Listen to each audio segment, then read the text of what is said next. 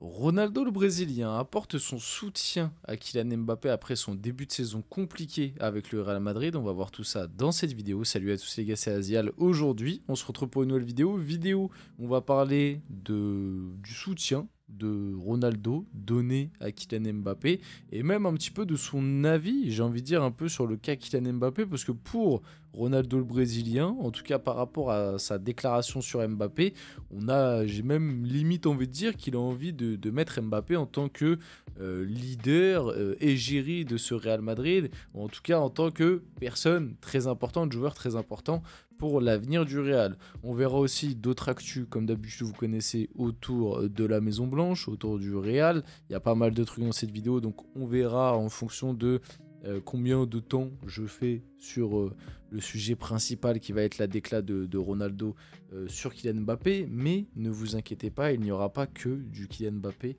dans cette vidéo. Avant que la vidéo commence, n'hésitez pas à la liker, à commenter, à partager, à vous abonner. Ça fait toujours plaisir, ça aide pour le développement de la chaîne. Comme d'habitude, je remercie bien évidemment tous ceux qui font le petit geste du like, qui laissent un petit commentaire. Vous inquiétez pas les gars, je vous vois, ça fait plaisir, je vous remercie. Et nous, on va pouvoir y aller directement et passer du coup au vif du sujet de la vidéo et parler un petit peu de R9. Parce que R9 et Mbappé, du coup, on va parler. R9 apporte son soutien à Kylian Mbappé. Dans le football, tout peut arriver. Il peut y avoir des bonnes et des mauvaises surprises. Bon, ça, je veux bien l'accorder. Maintenant, je pense que du côté du Real et même du côté de Mbappé, d'ailleurs, ça, il l'avait un peu abordé dans son interview à Click. Il avait dit, je me suis fait des tonnes et des tonnes de scénarios avant de signer au Real Madrid. Et c'est vrai que bon, je m'étais fait un scénario comme quoi ça pouvait pas très bien se passer. Mais c'est vrai que là, à l'heure actuelle, c'est un peu compliqué, tu vois. Il avait dit quelque chose comme ça, en gros. Donc comme quoi il avait aussi vu potentiellement, il s'était fait le scénario dans sa tête que ça se passe pas forcément hyper bien, pas que ce soit un échec complet, mais que ça se passe pas vraiment hyper bien, comme finalement c'est un petit peu le cas en ce moment. Moi je veux bien qu'il y ait des bonnes et des mauvaises surprises, mais c'est vrai que le Mbappé que tu as depuis le début de saison, c'est quand même très compliqué et c'était dur à prévoir et dur, enfin moi je continue de dire que je pense que le Real Madrid actuel, avec cet effectif-là et avec l'arrivée de Kylian Mbappé, tu ne pourras pas, en tout cas je pense à l'heure actuelle, on verra comment ça évolue, parce qu'il y a eu un petit peu de mieux là récemment, mais je pense que tu ne pourras pas aller très très loin dans les grandes compétitions et contre les gros adversaires. Je sais pas, avec le récent résultat face à l'Atalanta, j'ai même envie de dire bien au contraire, le match face à l'Atalanta est encore une fois un match qui te prouve ça, parce que finalement quand tu regardes et que tu analyses un petit peu le match, la victoire du Real, c'est encore une fois un très beau hold-up. Après j'ai envie de te dire, c'est un hold-up à la madrilène, hein, comme d'habitude, mais... Mais voilà, tu concèdes encore beaucoup, tu marques sur des cadeaux de l'Atalanta, à part le but d'Mbappé qui lui est magnifique et c'est vraiment vraiment un geste de classe. Voilà, moi je continue de penser que l'arrivée de Mbappé n'était pas la meilleure chose à faire pour le Real et que pour les gros matchs et la Ligue des Champions, c'est pas forcément l'arrivée qui va te faire regagner la LDC, en tout cas avec l'effectif comme il est constitué à l'heure actuelle, et que l'arrivée de Mbappé va sûrement te faire perdre un ou deux joueurs importants. On suivra ça de près pour les prochains mercatos. Maintenant, je pensais que ça allait beaucoup mieux se passer dans ce début de saison en Liga. Moi, je pensais que le Real cette année allait rouler sur la Liga. Au final, ils n'ont pas non plus fait 25 défaites, mais tu as quand même fait des défaites, tu as quand même eu des matchs où tu gagnes, mais c'est très très léger et on n'a pas senti un Mbappé forcément dominant en Liga, alors que moi je pensais vraiment qu'en Liga il allait s'amuser, et au final c'est pas forcément le cas, même si je le dis, je le répète, et il y a du mieux ces derniers temps, et ça fait plaisir pour lui, ça fait même plaisir je pense pour le Real et les supporters du Real, et bah, ceux qui kiffent Mbappé, parce que on voit quand même un petit peu de mieux. C'est juste dommage qu'il y ait eu cette blessure face à l'Atalanta parce qu'il avait fait un début de match sympa. Mais voilà, je pense que quand même la mauvaise surprise est quand même assez grosse et que du côté du Real, on ne s'attendait pas à ce que ce soit, on va dire, aussi compliqué pour Mbappé. Il a ensuite enchaîné. Il ne faut pas trop regarder les petits détails. Bon, bah si quand même, mais bon, allez. C'est parce que c'est toi R9, hein. T'as de la chance que tu nous as fait une coupe de fou en 2002 et que t'as fait une coupe du monde de malade et que voilà, mais parce que bon, Mbappé représente beaucoup pour le Real Madrid et il sera très important à l'avenir. Et oui, et limite même la question que j'ai envie de poser un petit peu, c'est que est-ce que finalement Mbappé ne doit pas devenir le joueur le plus important de cette équipe? Je vous invite, vous, à me dire et à répondre. Moi, vous savez très bien ce que j'en pense. Pour moi, non. Tant que tu as Vinicius, tu dois garder Vinicius en tant que numéro 1. D'ailleurs, Vinicius qui est revenu face à l'Atalanta, hop, il revient. Franchement, sur le match, on l'a bien vu qu'il était bien diminué hein, dans les courses, même dans sa manière de bouger et tout. On a bien vu un joueur qui n'était pas à 100%. Et même un joueur pas à 100%, bah, tu lui en laisses une, il marque direct, même si bon... Le gardien de l'Atalanta, ouais, on peut en reparler. De toute façon, j'ai débriefé le match. Hein. Si ça vous intéresse, n'hésitez pas à aller voir le débrief. Mais voilà.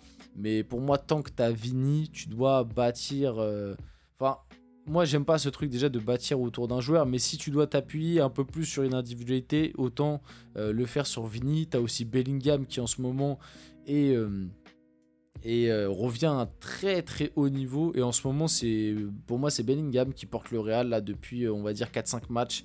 C'est vraiment lui qui est au-dessus je trouve, donc voilà. Mbappé il représente certes beaucoup pour le Real par rapport à son arrivée, marketingment parlant, etc.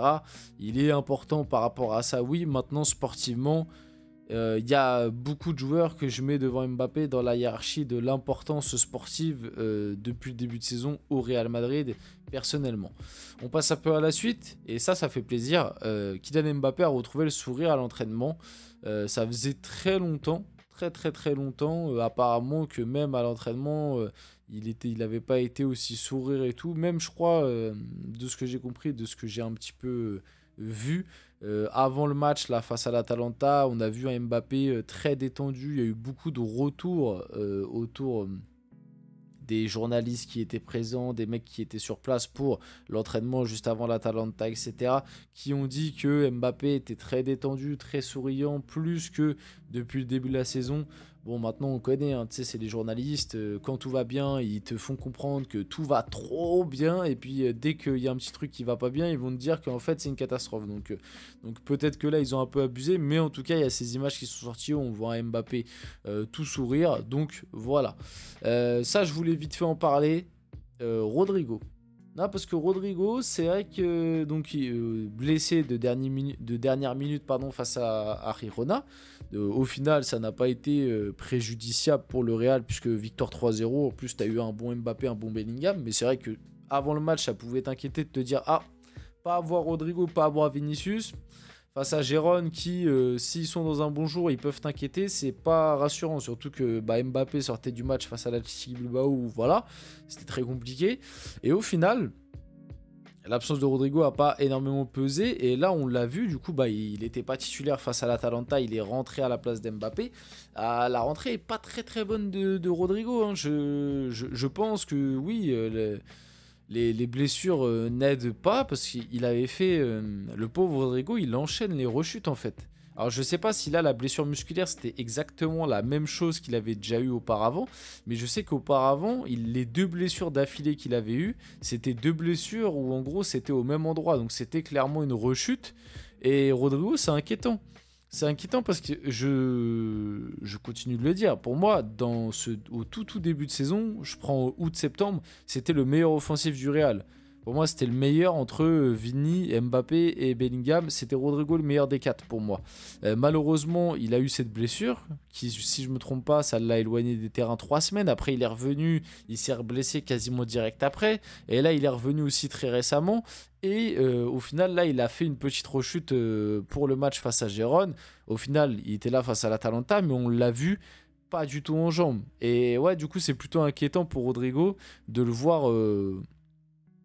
dans cet état-là, quoi. C'est-à-dire un peu enchaîner les blessures, pas être forcément trop en forme. Donc pareil, hein, je pense que pour le Real et pour lui, parce que Rodrigo, moi, c'est un joueur que j'aime beaucoup, que j'aime bien.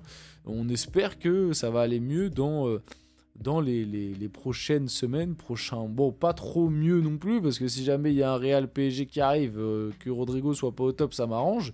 Mais voilà. Les 5 derniers matchs de Liga de Jude Bellingham, c'est très très fort et ça revient à ce que je vous disais juste avant. Bellingham, pour moi, c'est vraiment celui qui a pris le lead de ce Real depuis un petit temps là en Liga. Et on le voit là sur les 5 derniers matchs, c'est 5 buts, 3 passes D. C'est des belles stats pour Jude et même dans le jeu, trop important, combativité, latitude, bref, il n'y a rien à dire. On finit la vidéo là-dessus, j'espère que cette vidéo vous a plu, si c'est le cas n'hésitez pas à la liker, commenter, partager et vous abonner les gars, c'était Azial, on se retrouve très rapidement pour une prochaine vidéo.